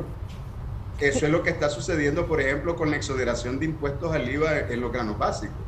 Eso no nos está llegando a la población, le está quedando a los empresarios que manejan los mercados que tienen que ver con los productos básicos. Hace poco también, Welvin, hablábamos sobre el tema del pan, si va a incrementar o no el costo del pan, si va a mejorar su calidad, porque la demanda de mucha ciudadanía nicaragüense es que, ok, le van a incrementar, pero que la calidad también mejore. Y es una de las situaciones más sensibles para los nicaragüenses. Yo quiero expresarle a nuestros amigos que nos están viendo que si desean participar de este programa, hablar, por ejemplo, del salario, hablar, por ejemplo, de cómo usted compra en la pulpería, de cuánto le rinde su salario, de qué consideraría usted que se debe de hacer para mejorar la economía de los nicaragüenses, puede marcarnos al 2222-7808 para ser partícipe de este segmento y que también pues nuestro invitado pueda conocer el criterio suyo y así externar una vez más cuáles son sus preocupaciones, cuáles son sus demandas como ciudadano nicaragüense y de qué manera se puede a través de este medio de comunicación externarlo públicamente a las autoridades de nuestro país. En el tema del pan, ¿qué usted opina? Muchos dicen que hay gremios en nuestro país, como en el caso del pan, en el caso de los productores de queso, que no están totalmente ordenados y que ese desorden justamente hace que no se pueda ver el tema de los precios por parte de las autoridades de manera in situ.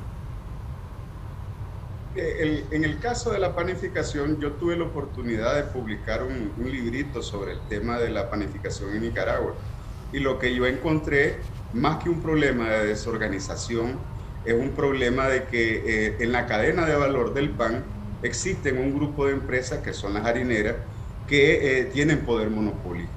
Es decir, ellas se ponen de acuerdo y ellas fijan el precio. Ustedes tuvieron al hermano de Hermín Morales el otro día ahí en este mismo programa y él planteaba la existencia de las 5 empresas que son las que deciden. Incluso tienen influencia sobre lo que otros agentes económicos intentan exportar. Y eso no es desde ahorita. O sea, yo le estoy hablando de que la investigación sobre el pan yo la hice en el 2010. Y eso ya existía en esa época. El problema es que Procompetencia se muestra muy laxo a la hora de atacar este tipo de problemas y ellos argumentan que el problema es legal, que la ley no lo faculta para actuar de oficio y nadie se preocupa de desarrollar los procesos administrativos para que este grupo de empresarios cese esa actividad, porque esa actividad es ilegal en nuestro país. De acuerdo con las leyes de Nicaragua es ilegal. Y otra de las grandes preocupaciones que tiene la población nicaragüense es que el gobierno estaría aumentando su proyección de recaudación tributaria para las empresas. Y es que cuando aumenta el costo tributario para las empresas, prácticamente eso se le traslada al consumidor final con aumento de precios, ya sea en servicios o bienes. ¿cómo va a estar afectando esto al nicaragüense si llega a ocurrir una mayor recaudación tributaria producto de la reforma a la ley de concertación tributaria que hubo en 2019 y que el gobierno había prometido revisarla y hasta la fecha no ha habido una revisión y hay demanda del sector empresarial sobre ese tema? Mire, me va a disculpar, Jimmy, pero le tengo que decir lo siguiente. Técnicamente, eso que usted dice solo puede pasar cuando los empresarios tienen poder de mercado. Los impuestos los paga ya sea el consumidor o el vendedor, por no decir ofertantes, ¿no? El ofertante puede trasladar los impuestos que le cobran a él al consumo solo cuando él tiene poder de mercado. Y entonces volvemos al problema de que lo que tenemos es un conjunto de monopolios con capacidad, con poder de mercado, que tienen la capacidad de trasladar los impuestos a los consumidores.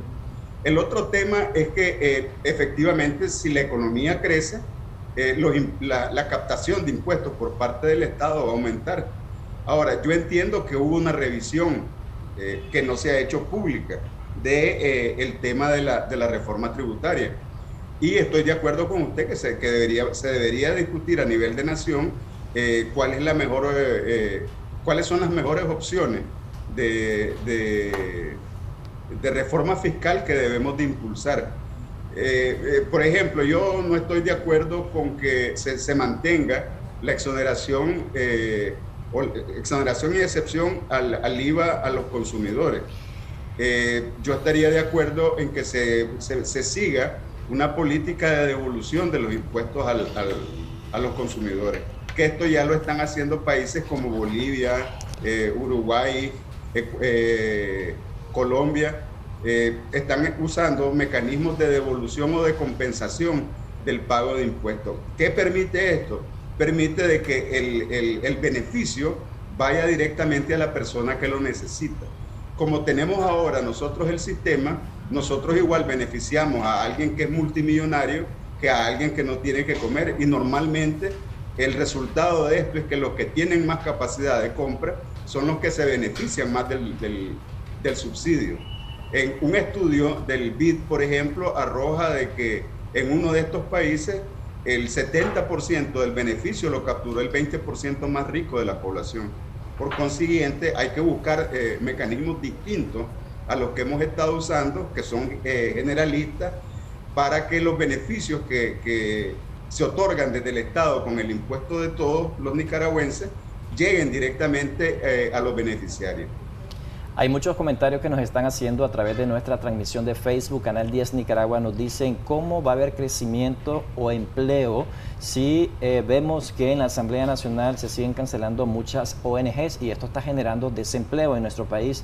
También nos dicen, es una grosería cómo ha aumentado la canasta básica, prácticamente es inalcanzable obtenerla. Vemos que el precio del queso sigue teniendo un alto costo, 90 córdobas. ¿Qué debemos de hacer como consumidores para librarnos de la carestía de la vida? Es alguno de los comentarios que nos hacen en nuestra transmisión de Facebook. ¿Cuál sería la respuesta inmediata de funcionarios del MIFIC para darle solución a este impacto económico que están teniendo los consumidores y prácticamente ellos dicen sentirse asfixiados?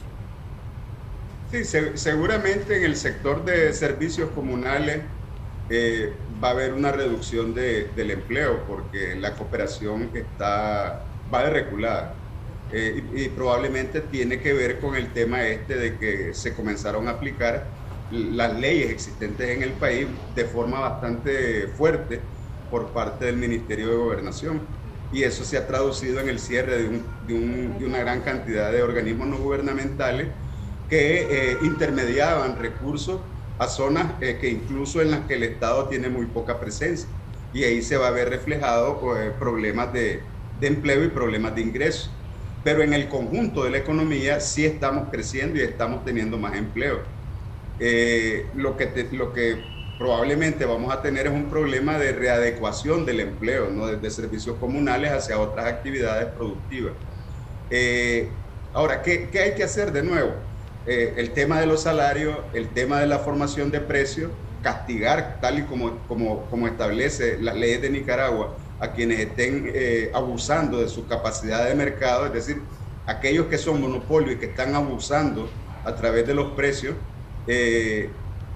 tratar de transitar hacia un sistema donde los beneficios que estamos tratando de dar a través de las exoneraciones vayan directamente al que queremos beneficiar. No sé qué más decirte, ¿no? Aumentar los salarios. Muchas gracias, Welby, por habernos acompañado. Muchos se preguntan si Nicaragua tiene la capacidad de hacer una revisión y de aumentar los salarios, de crear más subsidios, etcétera. ¿Tenemos la capacidad como país? ¿Pueden existir los recursos o ya existen? Mire, el tema de los salarios es un tema que a mí me apasiona, ¿no? Porque considero que es uno de los problemas más serios que tiene Nicaragua. Nosotros desde los 80 asumimos una política de salarios bajos, lo cual no debería de ser malo si el costo de la vida fuera bajo. Es malo porque el costo de la vida es alto, son dos caras de la misma moneda. La economía va a crecer menos en la medida de que las personas no tengamos capacidad de compra. Michael Porter, en su famoso trabajo sobre el diamante de Porter, que hasta se ganó un premio Nobel por él, planteaba que uno de los requisitos para que un país sea competitivo es que tenga una demanda adecuada y sofisticada. Y eso solo lo puede lograr cuando tiene demandantes que tienen capacidad de compra, como para poder negociar con el vendedor. En Nicaragua lo que tenemos es una demanda precaria y muy poco sofisticada. Nosotros somos compradores que mi pantalón es número 36, voy al mercado, solo hay 38, lo compro y lo doy a ajustar con un sastre. Es decir, no tenemos el más mínimo nivel de sofisticación, no somos consumidores sofisticados. Y yo le preguntaba... Ahora, si hay capacidad en las empresas, claro que hay capacidad en las empresas. Yo les pasé a ustedes parte de un trabajo que estoy preparando, donde encontré una publicación del MIFIC donde están los costos de la industria avícola y los salarios representan solo el 4,5% del costo total. Hice un ejercicio subiendo el 50% de los salarios y lo que me daba es que el costo de una docena de huevos, lo que debería aumentar son 80 centavos, iba a pasar de 40 córdobas a 40.8. O sea, eso no es ningún super impacto sobre las empresas. Y así en diversos sectores se pueden hacer simulaciones de cómo se comportaría y usted va a encontrar de que en realidad el mono de que va a haber más inflación si subimos los salarios no es más que eso, un mono. Yo le preguntaba eso justamente por la situación de los nicaragüenses, porque usted decía hay más empleo, pero hay gente que busca oportunidades fuera de Nicaragua. Así es. ¿Qué está pasando realmente, Welvin? La cifra del gobierno dice de que ha aumentado la cantidad de empleos en nuestro país. Va a haber crecimiento de entre 4 a 5% para este año 2022 y prácticamente ellos dicen que los sectores que están teniendo mayor crecimiento económico es la explotación de minas canteras, la construcción, el comercio, la industria manufacturera, hoteles y restaurantes. Pero ¿cómo se podría traducir esa migración masiva que se está observando, donde muchos se aventuran prácticamente también a la muerte cuando buscan el sueño americano? Muchos se sienten asfixiados y han llamado acá a nuestras líneas telefónicas en programas anteriores diciendo que el principal motivo ha sido la falta de empleo, la falta de oportunidades de mejorar su condición de vida en nuestro país, que los obliga a buscar nuevos caminos. Totalmente de acuerdo.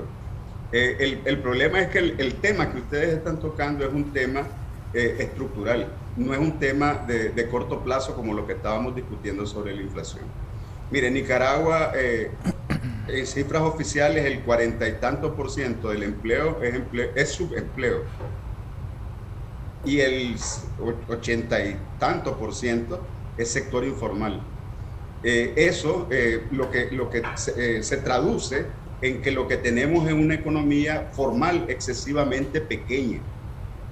Y las cifras de crecimiento del empleo que estamos viendo son las cifras del sector formal. El otro tema es que ese crecimiento de empleo que estamos viendo todavía no alcanza a las cifras de empleo que teníamos antes del 2018. Por consiguiente, lo que tenemos es un proceso de recuperación con respecto al 2017 sin alcanzar el mismo nivel del 2017. Pero además en una economía donde la formalidad es excesivamente pequeña. Y por el otro lado, el nivel de ingreso de la población, por las razones que he estado planteando, son muy bajos. Y en el sector del subempleo y en el sector informal, que el subempleo es parte del sector informal, lo que tenemos son ingresos más bajos aún que los ingresos del sector formal. Imagínese usted qué puede hacer alguien que luchó por conseguir un empleo, lo emplean y está en el sector agropecuario con $132 al mes. Obviamente él se va a sentir asfixiado, no puede comprar los productos y el queso llega a 100 pesos. Entonces, su opción es irse del país. Y lo que usted dice es ciertísimo, tenemos una ola de migración salvaje. El otro día me llamaba un productor de café y me estaba diciendo que tenía problemas para conseguir trabajadores porque la mayor parte de los hombres de la comarca que tiene cerca se está yendo de Nicaragua. Y se estaban yendo el resto a trabajar en una mina que habían abierto cerca de su finca. Ahí tenés los dos efectos que vos me decías. Está aumentando el empleo en el sector de mina, pero también se está aumentando la cantidad de gente que se está yendo del país. Y es porque independientemente que logres tener, luchando, logres tener un empleo informal, el ingreso que vas a obtener no te permite poder sobrevivir. Quiero decir que el salario en el sector agropecuario es apenas igual o un poquito superior a la línea de pobreza extrema oficial. Es decir, le estamos pagando a la gente a nivel de la línea de pobreza extrema. Y debo decir de que en el caso del sector agropecuario, los principales empleadores son exportadores. Es decir, no estamos hablando de que tengan enormes dificultades para pagarle adecuadamente a sus trabajadores, porque se supone que es de los sectores más bollantes de la economía, según el modelo que impulsamos. Muchas gracias, Welvin, nuevamente por habernos acompañado y hacernos este análisis de la economía nacional acá en Acción 10 en la mañana, y gracias a usted también que estuvo pendiente de este tema. Hay muchos retos, muchas realidades, usted juzgue qué se debería de hacer o qué se debe hacer. Ya el experto también compartió sus recomendaciones, tanto para ustedes como amigos y amigas televidentes de este programa y también para nuestras autoridades. Ahora es momento, Jocelyn, de presentarles la tendencia que tuvimos el día de ayer jueves en nuestra transmisión de Facebook, Canal 10 Nicaragua. El tema que se estuvo abordando fue incremento en la tarifa de transporte interurbano. Nuestro invitado fue Juan Carlos López, de Defensoría del Consumidor. La entrevista alcanzó 39.794 personas. En interacciones obtuvo 16.646, fue compartida 41 veces y obtuvo 212 comentarios. Y con esta información hacemos una pausa comercial. Ya regresamos con más de la revista Acción 10 en la mañana.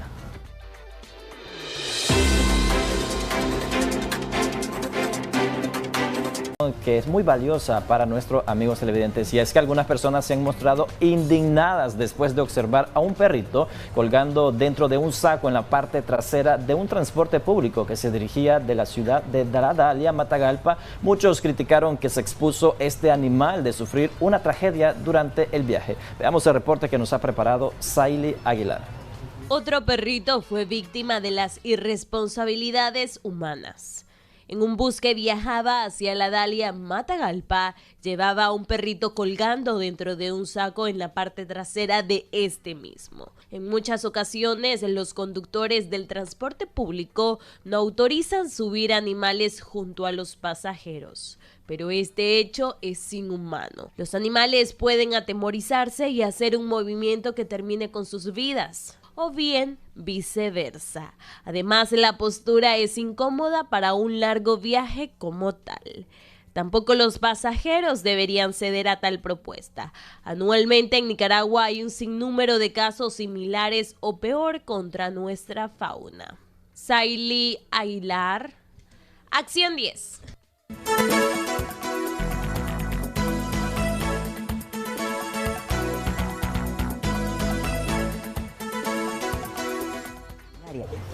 Seguimos con más en Acción 10 en la mañana, un tema que algunas veces quizás no conocemos, otro nunca nos hemos familiarizado y por primera vez escucharemos esta enfermedad. Es la Ehrlichia canina o ehrlichiosis. Para hablar de ello está ya nuestra veterinaria, la doctora Anagret Centeno Vargas de Sembar. Bienvenida, doctora. Gracias por acompañarnos. Gracias a todos por haberme invitado. Nuevamente estamos acá para hablar de este tema que ahora es lo más común que tenemos en la clínica. Ajá, común. ¿Por qué lo más común? Porque es una enfermedad bacteriana intracelular transmitida por la garrapata. Tenemos esta enfermedad porque ya es tan común, porque tenemos infectaciones con estos parásitos externos que ha costado erradicar y a mucha gente le ha costado controlarlo. Y lamentablemente, si no logramos controlar el ambiente, la mascota siempre va a ser un medio de alimentación para este parásito externo. Okay. Y hemos ya llegado al punto de los casos crónicos donde lamentablemente perdemos a la mascota por este tipo de enfermedad. ¿Qué es lo que produce la Ehrlichia en sí? ¿Qué es, doctora? En los signos más comunes y los primordiales, que son cuando ya se puede identificar la enfermedad, es letargia, anorexia, falta de apetito, se deprimen, se aíslan. Son los primeros signos donde le puede decir de que su mascota está enferma. Okay. Cuando ustedes le dan una cantidad de alimentos y ellos dejan de consumir esa cantidad, ya ahí la mascota le está diciendo que está pasando algo negativo con ellos. Y es ahí donde tenemos que actuar y llevarlos al médico veterinario para que así podamos identificar qué es la enfermedad que está presentando su mascota. La mayoría de las mascotas que nos llegan a la clínica y llegan con parásitos externos, inmediatamente nosotros recomendamos hacer el examen sanguíneo para descartar esta enfermedad, porque hay muchos casos que con síntomas pueden confundirse con otro tipo de enfermedad. Ok, cuando nosotros, doctora, y usted hablaba un poquito que tiene que ver mucho con el parásito, pero también con la cantidad de animalitos que tenga, ¿solamente es con lo que es la pulga o solamente con las garrapatas? Específicamente solo con garrapatas. Garrapata. La garrapata es la causante de esta bacteria. Ya en muchos casos, como nosotros hemos llegado a decir, ya es un parásito obligatorio, aunque sea una bacteria. Pero, ¿qué es lo que sucede? Por una garrapata que esté positiva con esta enfermedad, ya puede la mascota llegar a presentar la enfermedad. Ok, excelente. Entonces hay que estar pendientes con ellos. Ya en los casos crónicos es donde podemos ver las hemorragias que pueden ser por medio sanguínea, por medio nasal, o incluso pueden llegar a presentar diarreas con sangre y confundirse con las enfermedades virales como parvovirus o coronavirus. También tenemos petequias, que son como moretones a nivel del vientre, a nivel de las encías, son algo común que también llegan a presentar las mascotas, o también las secreciones oculares que se hacen crónicas, ya constante, y aquella secreción más fuerte e incluso hasta con mal olor. ¿Esto aparece en los perros adultos o en los perros que están pequeños? De cualquier edad. Okay. Desde el más pequeño al más grande, o incluso la mamá, si está positiva, puede llegarse a transmitir por medio la placenta al bebé, a la cría, perdón. Sí, cuando nosotros tenemos 1 o 2 o 3 mascotas, doctora, tenemos que también limpiar el ambiente, como usted bien lo decía. Sí, hay que controlar el ambiente. Ahora, en muchos casos, cuando tenemos una población grande de mascota canina, y si uno llegase a presentar, se recomienda dar tratamientos a todos. Si la persona tiene la posibilidad, se le hace el examen sanguíneo a todos, para descartar quiénes estén y quiénes no están positivos a esta enfermedad. Ok, ¿se puede hacer a través de un examen físico, un examen en sangre, en orina? ¿Cómo se hace, doctor? En la clínica se puede llegar a diagnosticar según por síntomas que ellos llegasen a presentar, y sobre todo si llegasen a llegar con parásitos externos. Pero lo más recomendado es hacer el examen sanguíneo. En muchos casos, cuando ya están en fase crónica, a nivel microscópico no se logra ver esta bacteria. Entonces ahí es donde llegamos a acudir con las pruebas rápidas, que son unos snacks, para hacer y tomar la prueba por medio de sangre y saber si están padeciendo de esta enfermedad. Ok, cuando ya la mascota de nosotros está a repetición teniendo problemas de garrapata, doctora, además de desparasitarlos, ¿qué otras condiciones nosotros tenemos que tomar en cuenta? La principal es controlar ambiente. Si nosotros no logramos controlar ambiente, el problema siempre va a ser persistente. Posteriormente a eso, nosotros recomendamos el control en la mascota.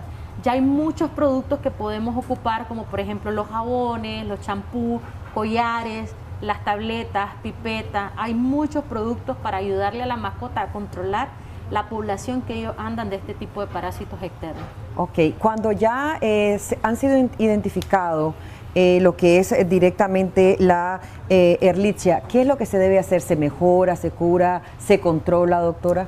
En muchos casos logramos controlar la enfermedad cuando está iniciando, logramos eliminarla, pero ya cuando están en fase crónica ya hemos llegado a conclusiones muchos médicos que ellos ya se vuelven portadores de esta enfermedad, porque lamentablemente es muy difícil controlarla. Pero una de las cosas que falla el dueño o el propietario de la mascota es no controlar en la parte ambiental. O sea, si la mascota logró controlar la enfermedad, logramos eliminarla con tratamiento y la mascota llega a presentar nuevamente picaduras por garrapata, puede llegar a presentar nuevamente la enfermedad. Ok, ¿qué sucede, doctora, si eso es constante? Porque estamos exponiendo a nuestras mascotas a algún tipo de tratamiento para tanto externo como interno y estamos exponiendo constantemente ese tratamiento a nuestra mascota. ¿Puede intervenir otro órgano? Lamentablemente la enfermedad puede llegar a ocasionar fallos múltiples en muchos órganos, por ejemplo, hígado, vaso y riñones. La más común es riñones. Si nosotros estamos con esta enfermedad constante, recuerden que nosotros como médicos estamos tratando, llegamos a tratarlo y estar también metiendo muchos medicamentos, en estos casos también podemos llegar a ocasionar daño por la cantidad de químicos o medicamentos que estamos utilizando en ellos.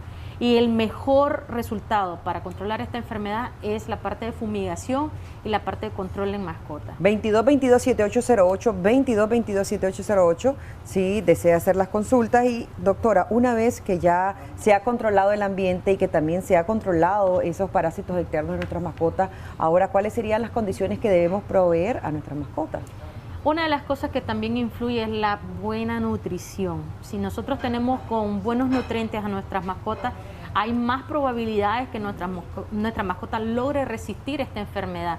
Eso es muy primordial. Entre mejor calidad demos de alimentación, mejor cantidad de vida tenemos en nuestra mascota. La otra también es estar pendiente, como siempre se los digo, hay que estar pendiente de sus controles. Cuando llegamos a un control con un médico veterinario, hay más probabilidades todavía que la mascota resista esta enfermedad. Y obviamente el control vacunal, que es muy importante. Ok, doctora, le preguntaba esto porque a veces la mascota empieza a tener problemas, por ejemplo, hepáticos, problemas renales, y hay gente que cree que la mascota no va a padecer de esto. No, todos pueden llegar a padecer de esto, sobre todo después de esta enfermedad, pueden llegar a tener este tipo de problemas, y es ahí donde nosotros tenemos que estar en un constante valoración con estos pacientes que ya fueron diagnosticados con esta enfermedad, para evitar que lleguemos a tener un daño a nivel de órgano y lleguemos a tener un fallo. Ok, cuando ya la mascota ha sido tratada, y usted decía que no hay rango de edades, no. Pero a veces la mascota, vamos a poner un caso como el siguiente, todavía no le han puesto la parvovirus en el primer mes, primeros 2 meses. Otro ya tiene parvovirus, pero le falta la múltiple y presenta esta condición. En muchos casos ya hemos tenido en la clínica pacientes que llegan con 1 o 2 vacunas, llegan con esta enfermedad, son positivos a esta enfermedad, se trata, pero el sistema inmunológico está tan inmunosuprimido que ellos pueden llegar a adquirir una enfermedad viral. Recuerden que las enfermedades virales también van por etapas. En el caso de los cachorros, cuando están en temprana edad, pueden llegar a padecer de parvovirus o coronavirus. No quiere decir que el adulto no lo va a padecer, sí, pero puede padecerlo. Pero es más común verlo en un cachorrito menor de 3 meses, ¿verdad?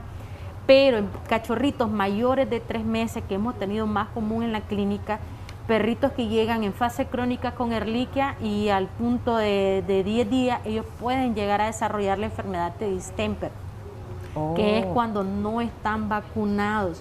¿Por qué? Porque su sistema inmunológico está comprometido y es ahí cuando, claro, baja el sistema con esta enfermedad, los virus se aprovechan e ingresan y ahí es donde la mascota puede también tener proceso viral. Excelente, doctora Anagret. ¿Qué recomendaciones damos a aquellas personas, ya sea aquellas que compran mascotas o que la adoptan, porque esa es una decisión de cada quien, pero claro, también debemos de saber que con ello tenemos que tener una responsabilidad siempre, doctora? Recuerden que de cuando ustedes adquieren una mascota a como la hayan adquirido, siempre es una responsabilidad porque es un ser viviente. El ser viviente necesita del ser humano, del pensante, de su agua, de su alimentación, de su limpieza. Si nosotros no tenemos estos 3 factores con nuestras mascotas, realmente les recomiendo que no tengan ninguna mascota. Porque el canino o el felino no es el cerdito que vamos a venir y vamos a meterle cualquier tipo de alimentación. También la alimentación me puede ocasionar un fallo de órgano. Tenemos que tener mucho cuidado con ese tipo de alimentación que le estamos dando a la mascota. Hay que tener mucho cuidado. Bueno, doctora Anagret Centeno Vargas, muchísimas gracias por esa importante información. Siempre en favor de nuestras mascotas. Esperamos también que ustedes puedan entender el tema que abordamos el día de hoy y cuidar más a nuestras mascotas. Vamos de inmediato a una breve pausa comercial y volvemos.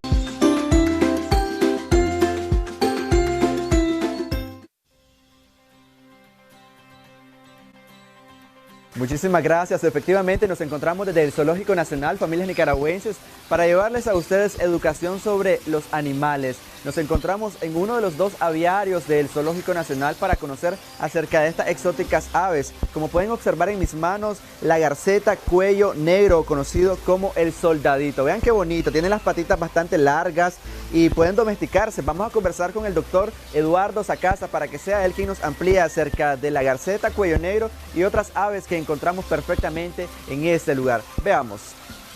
Las aves son animales vertebrados que caminan, saltan y algunas pueden emprender vuelos. Visitamos el Zoológico Nacional para llevarles a conocer un poco sobre los aviarios que tienen. Aunque la destrucción de su hábitat, el cambio climático y el tráfico de la vida silvestre ponen en peligro su existencia, acá abundan exóticas aves, entre ellas acuáticas.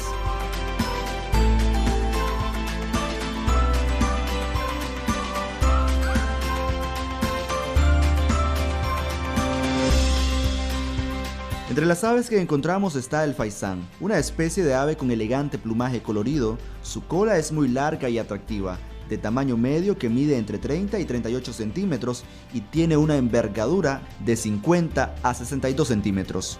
Aquí hay una gran variedad de aves, ¿verdad? Muchas son acuáticas. Aquí podemos encontrar soldaditos, podemos encontrar jacana, que es la gallinita de agua, fochas, que son migratorias, faisanes dorados.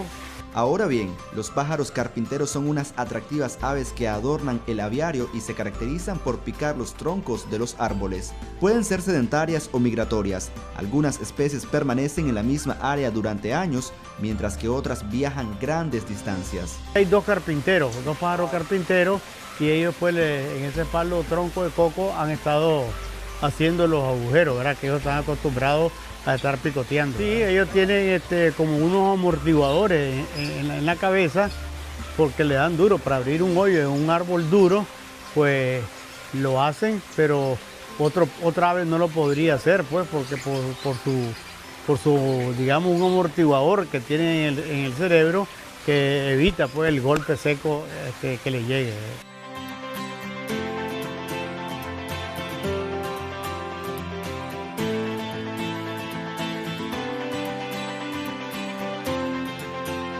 Las oropéndolas, o comúnmente conocidas como caciques crestadas, los soldaditos, gallinitas de agua, son algunas de las especies que se pueden apreciar de cerca en el centro de resguardo. Según los estudios científicos, las aves son importantes para los humanos, ya que polinizan flores y esparcen semillas. Además, algunas pueden eliminar roedores y parásitos de la tierra. Vean qué bonito lo que aprendimos el día de hoy acerca de diferentes tipos de aves que encontramos acá en el aviario del Zoológico Nacional.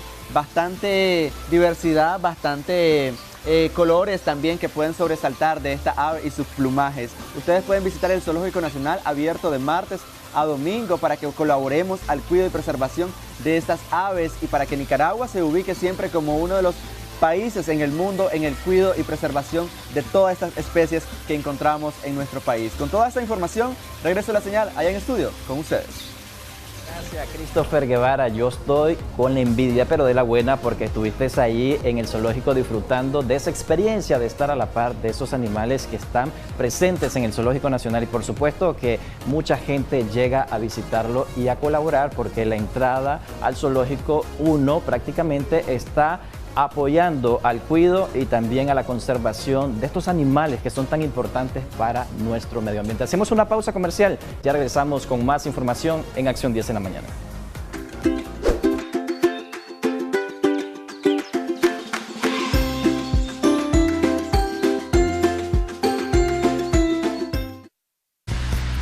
Ya